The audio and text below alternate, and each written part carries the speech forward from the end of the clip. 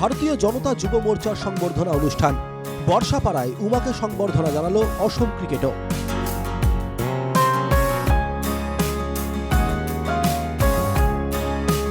Assam cricket সংস্থা আয়োজিত এই সংবর্ধনা অনুষ্ঠানে উপস্থিত ছিলেন প্রদেশ বিজেপি সভাপতি সাংসদ বিজুলী কলিতা মেধি, ভারতীয় জনতা যুব মোর্চার সভাপতি রাকেশ দাস, মেয়র মৃগেন সরনিয়া সহ অন্যান্যরা। ঘরে ফেরার দিন উমাকে বিমানবন্দরে যেভাবে স্বাগত জানানো উচিত ছিল সেভাবে জানানো হয়নি, এতে আমরা দুঃখিত, এটা উল্লেখ করে সাংসদ বিজুলী কলিতা মেধি জানান। আমি সকলো খুব দুঃখিত, কারণ এটা মিছ কমিউনিকেশ্যনৰ ফলত যি ধৰণে আমি খবৰ পাব লাগিছিল যে সেইদিনাখন তেওঁ আহি পেলাই বিমানবন্দৰত উপস্থিত হ'ব, দুৰ্ভাগ্য যে সেই মুহূৰ্তত আমি সেই খবৰ নাপালোঁ আৰু তাৰ বাবে আমি দুঃখিত। কিন্তু সেইখিনি কথা পাহৰি তেওঁ যাতে এতিয়া আমাৰ সকলোৰে মৰম, আমাৰ সকলোৰে আশীৰ্বাদ, আমাৰ সকলোৰে শুভকামনাৰে তেওঁক আমি আদৰণি জনাব বিচাৰিছোঁ আৰু শুভেচ্ছা জ্ঞাপন কৰিছোঁ, আৰু আগন্তুক দিনলৈও যাতে তেওঁ এনেধৰণে খেলি যাব পাৰে।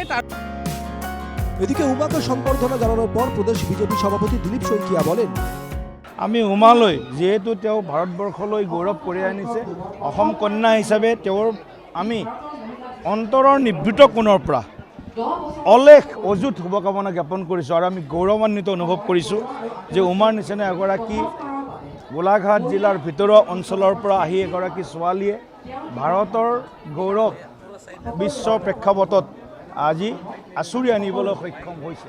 গতিকে আমি অসমীয়া হিচাপে উমালৈ আকৌ এবাৰ অভিনন্দন জনাইছোঁ। আমি আশাবাদী উমাই আগন্তুক দিনত ভাৰতবৰ্ষৰ ক্ৰিকেট জগতখনত বা বিশ্বৰ ক্ৰিকেট জগতখনত আৰু বহুত তেওঁ তেওঁৰ কঠোৰ পৰিশ্ৰমেৰে সুনাম কঢ়িয়াই আনিবলৈ সক্ষম হ'ব।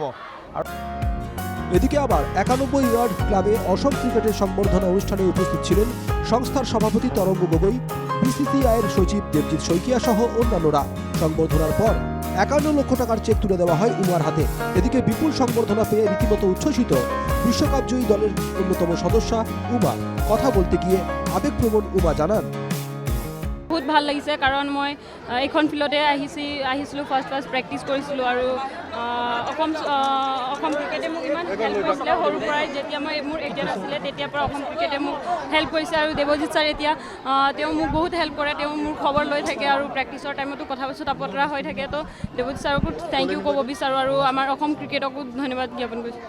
এনেকৈ ৱৰ্ল্ডটোত মই এক্সপ্লেইন কৰিব নোৱাৰোঁ, বাট সেইটো বহুত স্পেচিয়েল ফিল আছিলে, কাৰণ ৱৰ্ল্ড চেম্পিয়ন হৈছোঁ, সেইটো কেটচটো আৰু কেপ্টেইনৰ ওচৰতে কেটচটো গৈছে, আৰু সেইটো মমেণ্টটো বহুত এক্সপ্লেইন কৰিব নোৱাৰা এটা মমেণ্ট হয়। তেওঁলোক বহুত ভাল হয়, আমাৰ টিম যেনেকৈ ছাৰ বহুত এক্সপিৰিয়েঞ্চ কোচ হয়, আৰু তেওঁ বহুত ছাপোৰ্ট কৰে টিমক, বহুত মটিভেট কৰে। আমি হাৰা জিকা মেটাৰ নকৰে, আমাৰ সদায় টিমৰ লগত একেলগত জড়িত হৈ থাকে, আৰু তেওঁ বহুত মটিভেট কৰে আমাক। ঘরের মেয়ে উমাকে নিয়ে এই উন্মাদনা ছিল বলেই দুদিন আগে সংবাদ মাধ্যম টুটির চেপে ধরেছিল অসম ক্রিকেট সংস্থা তথা রাজ্য সরকারের। যদিও সাংসদ বিজুলী কলিতা মেধি প্রকাশ্যে ক্ষমা চেয়ে নেওয়ার পর বিতর্কের অবকাশ থাকে না। Bureau report, NKTV Bangla.